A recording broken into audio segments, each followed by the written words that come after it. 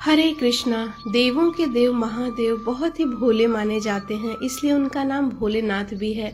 पौराणिक मान्यता अनुसार भगवान शंकर को प्रसन्न करने के लिए किसी भी तरह के खास विशेष पूजन की आवश्यकता नहीं होती, क्योंकि कहा जाता है कि वह तो भोले हैं और वह भक्त की मन से कोई भी की गई क्षणिक मात्र की भक्ति से भी प्रसन्न हो जाते हैं। अगर आप भी शिव की भक्ति और कृपा पाने के लिए सोमवार का व्रत करते हैं तो इस कथा से भोलेनाथ को प्रसन्न कर सकते हैं। धर्म में व्रत व पूजा का विशेष महत्व माना गया है। ऐसे में आपने कई बार सोमवार व्रत का नाम भी सुना होगा, जो मुख्यतः कुंवारी लड़कियां अपने विवाह की आशा से भगवान शिव के नाम पर रखती हैं। वहीं सुहागिन स्त्रियां भी इस व्रत को भगवान शंकर की कृपा प्राप्त करने के लिए करती हैं।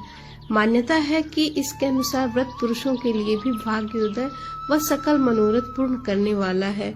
वहीं यह व्रत स्त्रियों को मनचाहा वर सौभाग्य प्रदान करता है। इसके अलावा ये व्रत रोग शोक दूर करने के साथ ही जाने अनजाने में किए गए पापों से भी मुक्ति प्रदान करता है। जहां तकरीबन हिंदू समाज के सभी लोगों ने इसके बारे में तो सुना होगा, लेकिन बहुत कम लोग हैं जो इससे जुड़ी कथा के बारे में भी जानते हैं। ऐसे में आज हम सोमवार व्रत की कथा से जानेंगे। तो आइए चलते हैं सोमवार व्रत की कथा की ओर। प्राचीन समय की बात है, किसी नगर में एक धनी व्यापारी रहता था। दूर दूर तक उसका व्यापार फैला हुआ था। नगर के सभी लोग उस व्यापारी का सम्मान करते थे। इतना सब कुछ संपन्न होने के बाद भी वह व्यापारी बहुत दुखी था, क्योंकि उसका कोई पुत्र नहीं था, जिस कारण अपनी मृत्यु के पश्चात व्यापार के उत्तराधिकारी की चिंता उसे हमेशा सताती रहती थी। पुत्र प्राप्ति की इच्छा से व्यापारी प्रत्येक सोमवार भगवान शिव की व्रत पूजा किया करता था और शाम के समय शिव मंदिर में जाकर शिव जी के सामने घी का दीपक जलाया करता था। उसकी भक्ति को देखकर माँ पार्वती प्रसन्न हो गई और भगवान शिव से उस व्यापारी की मनोकामना पूर्ण करने का निवेदन किया। भगवान शिव बोले, इस संसार में सबको उसके कर्म के अनुसार फल की प्राप्ति होती है। जो प्राणी जैसा कर्म करते हैं उन्हें वैसा ही फल प्राप्त होता है।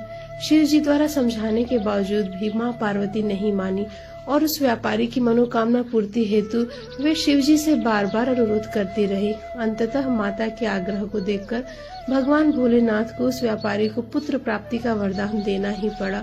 वरदान देने के पश्चात भोलेनाथ माँ पार्वती से बोले कि आपके आग्रह पर मैंने पुत्र प्राप्ति का वरदान तो दे दिया, परंतु इसका यह पुत्र 16 वर्ष से अधिक समय तक जीवित नहीं रहेगा। उसी रात भगवान शिव उस व्यापारी के स्वप्न में आए और उसे पुत्र प्राप्ति का वरदान दिया और उसके पुत्र के 16 वर्ष तक जीवित रहने की बात भी बताई। भगवान के वरदान से व्यापारी की खुशी का तो कोई ठिकाना ही न रहा, लेकिन पुत्र की अल्पायु की चिंता ने उस खुशी को नष्ट कर दिया। व्यापारी पहले की तरह सोमवार के दिन भगवान शिव का विधिवत व्रत करता रहा। कुछ महीनों के बाद उसके घर एक अति सुंदर बालक ने जन्म लिया और घर में खुशियां ही खुशियां भर गई।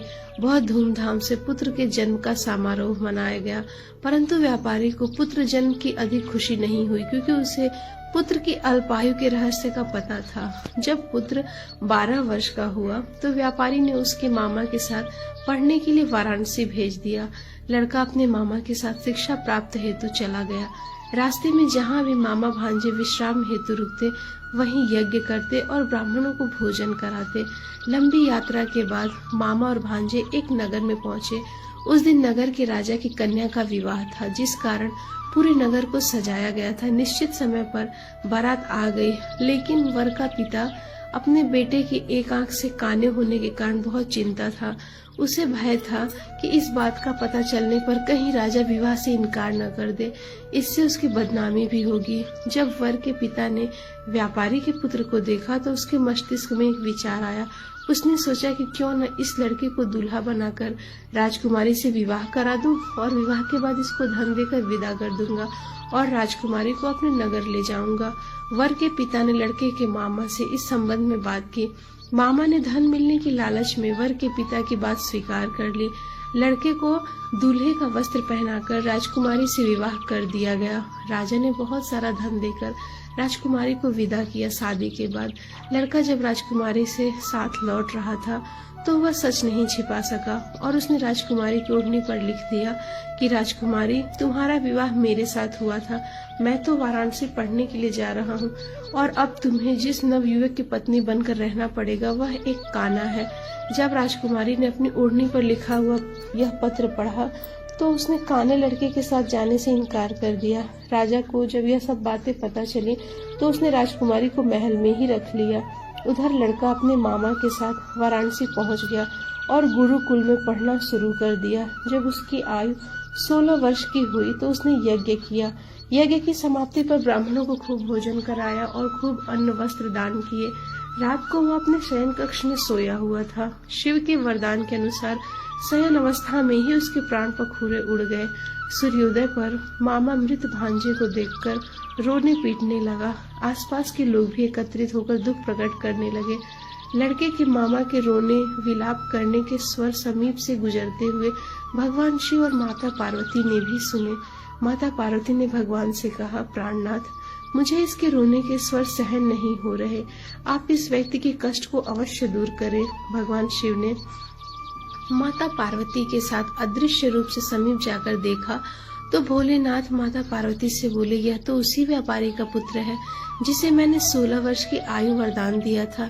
इसकी आयु अब पूरी हो गई है। माता पार्वती ने फिर भगवान शिव से निवेदन कर उस बालक को जीवन देने का आग्रह किया। माता पार्वती के आग्रह पर भगवान शिव ने उस लड़के को जीवित होने का वरदान दिया और कुछ ही पल में वह जीवित होकर उठ बैठा। शिक्षा समाप्त करके लड़का मामा के साथ अपने नगर की ओर चल दिया। दोनों चलते चलते उसी नगर में पहुंचे जहां उसका विवाह हुआ था। उस नगर में भी यज्ञ का आयोजन किया। समीप से गुजरते हुए नगर के राजा ने यज्ञ का आयोजन देखा और उसने तुरंत ही लड़के और उसके मामा को पहचान लिया। यज्ञ के समाप्त होने पर राजा मामा और लड़के को महल में ले गया और कुछ दिन उन्हें महल में रखकर बहुत सारा धन वस्त्र आदि देकर राजकुमारी के साथ उसे विदा कर दिया। इधर भूखे प्यासे रहकर व्यापारी उसकी पत्नी बेटे की प्रतीक्षा कर रहे थे। उन्होंने प्रतिज्ञा कर रखी थी कि यदि उन्हें अपने बेटे की मृत्यु का समाचार मिला तो वे दोनों भी अपने प्राण त्याग देंगे। परंतु जैसे ही उसने बेटे के जीवित वापस लौटने का समाचार सुना तो वह बहुत प्रसन्न हुए। वह अपनी पत्नी और मित्रों के साथ नगर के द्वार पर पहुंचा। अपने बेटे के विवाह का समाचार सुनकर पुत्र वधू राजकुमारी को देखकर उसकी खुशी का ठिकाना न रहा। उसी रात भगवान शिव ने व्यापारी के स्वप्न में आकर कहा, हे व्यापारी, मैंने तेरे सोमवार के व्रत करने और व्रत कथा सुनने से प्रसन्न होकर तेरे पुत्र को लंबी आयु प्रदान की है। पुत्र की लंबी आयु जानकर व्यापारी बहुत ही प्रसन्न हुआ। शिव भक्त होने तथा सोमवार का व्रत करने से व्यापारी की सभी मनोकामना पूर्ण हुई। इसी प्रकार जो भक्त सोमवार को विधिवत व्रत करते हैं और व्रत कथा सुनते हैं, उनकी सभी इच्छाएं भोलेनाथ पूरी करते हैं। श्रवण करेंगे। एक समय श्री महादेव जी पार्वती के साथ भ्रमण करते हुए मृत्यु लोक में अमरावती नगर में आए। वहां के राजा ने शिव मंदिर बनवाया था जो कि अत्यंत भव्य एवं रमणीक तथा मन को शांति पहुंचाने वाला था। भ्रमण करते समय शिव पार्वती भी वहां ठहर गए। पार्वती जी ने कहा, हे नाथ, आओ आज इस स्थान पर चौसर पासा खेलें। खेल प्रारंभ हुआ। शिव जी कहने लगे, मैं ही जीतूंगा। इस प्रकार उनकी आपस में वार्तालाप होने लगी। उस समय पुजारी जी पूजा करने आए। तब पार्वती माता ने पूछा, पुजारी जी बताइए, जीत किसकी होगी? पुजारी जी बोले, इस खेल में महादेव जी के समान कोई दूसरा पारंगत नहीं हो सकता, इसलिए महादेव जी ही बाजी जीतेंगे। परंतु हुआ उल्टा, माता पार्वती की जीत हुई। अतः पार्वती जी ने पुजारी को पूछा। तब पार्वती जी के पूछने पर भी पुजारी ने शिव जी को ही विजयी बताया। इस पर माता पार्वती जी को क्रोध आया और उन्होंने पुजारी को कोढ़ी होने का श्राप दे दिया और कहा कि तुमने मिथ्या भाषण किया है। अब तो पुजारी कोढ़ी हो गया। शिव पार्वती दोनों वहां से वापस चले गए। कुछ समय पश्चात अप्सराएं उसी मंदिर में पूजा करने आई। अप्सराओं ने पुजारी के उसके कोढ़ी होने का कारण पूछा। पुजारी ने सब बातें बता दी। तब अप्सराएं उनसे कहने लगी कि हे पुजारी जी, आप 16 सोमवार का व्रत करें तो शिव जी प्रसन्न होकर आपका सारा संकट दूर करेंगे। पुजारी जी ने अप्सराओं से व्रत की विधि पूछी। अप्सराओं ने व्रत करने और व्रत के उद्यापन करने की संपूर्ण विधि बता दी। पुजारी ने विधि पूर्वक श्रद्धा भाव से व्रत प्रारंभ किया और अंत में व्रत का उद्यापन भी किया। व्रत के प्रारंभ से ही पुजारी जी रोग मुक्त हो गए। कुछ दिनों बाद शंकर पार्वती जी पुनः उसी मंदिर में आए। तब पुजारी जी को रोग मुक्त देखकर पार्वती माता ने पूछा, मेरे दिए हुए श्राप से मुक्ति पाने का तुमने कौन सा उपाय किया? तब पुजारी ने कहा, माता, अप्सराओं द्वारा बताए गए सोमवार के व्रत करने से मेरा यह कष्ट दूर हुआ है। पार्वती जी ने भी सोमवार का व्रत किया, जिससे उनसे रूठे हुए कार्तिकेय जी भी अपनी माता से प्रसन्न होकर आज्ञाकारी हुए। कार्तिकेय जी ने पूछा, हे माता, क्या कारण है कि मेरा मन सदा आपके चरणों में लगा रहता है? तब पार्वती जी ने कार्तिकेय को सोमवार के व्रत का महत्व तथा विधि बताई। तब कार्तिकेय जी ने भी इस व्रत को विधि पूर्वक किया और उनका बिछड़ा हुआ मित्र मिल गया। अब मित्र ने भी इस व्रत को अपने विवाह होने की इच्छा से किया। फलतः वह विदेश गया। वहाँ के राजा की कन्या का स्वयंवर था। राजा ने प्रण किया था कि हथिनी जिस व्यक्ति के गले में वरमाला डाल देगी, उसी के साथ राजकुमारी का विवाह करूंगा।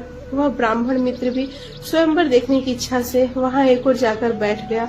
तभी हथिनी ने इसी ब्राह्मण मित्र को माला पहनाई तो राजा ने बड़ी धूमधाम से अपनी राजकुमारी का विवाह उसके साथ कर दिया। तत्पश्चात दोनों सुख पूर्वक रहने लगे।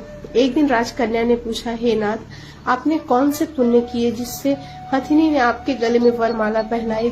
तब ब्राह्मण पति ने कहा कि मैंने कार्तिकेय जी द्वारा बताए गए सोमवार का व्रत पूर्ण विधि विधान और श्रद्धा भक्ति से किया, जिसके फल के कारण मुझे तुम्हारे जैसी सौभाग्यशाली स्त्री मिली। अब तो राजकन्या ने भी सत्य पुत्र प्राप्ति के लिए व्रत किया और सर्वगुण संपन्न पुत्र प्राप्त किया। बड़े होकर पुत्र ने भी राज्य प्राप्ति की कामना से सोमवार का व्रत किया। राजा के देवलोक होने पर किसी ब्राह्मण कुमार को राजगद्दी मिली, फिर भी वह इस व्रत को करता रहा। एक दिन उसने अपनी पत्नी से पूजा सामग्री शिवालय से चलने को कहा, परंतु उसने पूजा सामग्री अपनी दासियों द्वारा भिजवा दिया। जब राजा ने पूजन समाप्त किया तो आकाशवाणी हुई कि हे राजा, तुम इस पत्नी को त्याग दो, नहीं तो राजपाट से हाथ धोना पड़ेगा। प्रभु की आज्ञा मानकर उसने अपनी पत्नी को महल से निकाल दिया। तब वो अपने भाग्य को कोसने लगी और एक बुढ़िया उसके पास गई और अपना दुखड़ा उसने उसे सुनाया। तब बुढ़िया को बताया कि मैं पूजन सामग्री राजा के कहे अनुसार शिवालय में नहीं ले गई और राजा ने मुझे निकाल दिया। बुढ़िया ने कहा, मुझे तेरा काम करना पड़ेगा। उसने स्वीकार कर लिया। तब बुढ़िया ने सूत की गठरी उसके सर पर रखी और बाजार भेज दिया। रास्ते में आंधी आई तो सिर पर रखी गठरी उड़ गई। बुढ़िया ने डांटकर उसे भगा दिया। अब रानी बुढ़िया के यहाँ से चलते चलते एक आश्रम में पहुँची। गुसाई जी उसे देखते ही समझ गए कि वह उच्च घराने की अबला विपत्ति की मारी है। वे उसे धैर्य बंधाते हुए बोले, बेटी, तू मेरे आश्रम में रह, किसी प्रकार की चिंता मत कर। रानी आश्रम में रहने लगी, परंतु जिस वस्तु का वह हाथ लगाती वह वस्तु खराब हो जाती। यह देखकर गुसाई जी ने पूछा, बेटी, किस देव के अपराध के कारण ऐसा हो रहा है? तब रानी ने बताया, मैंने पति की आज्ञा का उल्लंघन किया और शिवालय में पूजन के लिए नहीं गई, इससे मुझे घोर कष्ट उठाने पड़ रहे हैं। तब गुसाई जी ने शिव जी से उसके कुशल क्षेम के लिए प्रार्थना की और कहा, बेटी, तुम सोमवार का व्रत विधि अनुसार करो। तब रानी ने विधि पूर्वक व्रत पूर्ण किया। व्रत के प्रभाव से राजा को रानी की याद आई और दूतों को उसकी खोज में भेजा। आश्रम में रानी को देख दूतों ने राजा को बताया। तब राजा ने वहां जाकर गुसाई जी से कहा, महाराज, यह मेरी पत्नी है, मैंने इसका परित्याग कर दिया था, कृपया इसे मेरे साथ जाने की आज्ञा दे। शिव जी की कृपा से प्रतिवर्ष सोमवार का व्रत करते हुए वे आनंद से रहने लगे और अंत में शिवलोक को प्राप्त हुए। तो दोस्तों, ये थी आज के माघ मास के सोमवार व्रत की कथा। आज की कथा आपको कैसी लगी हमें कमेंट करके जरूर बताएं। हरे कृष्णा।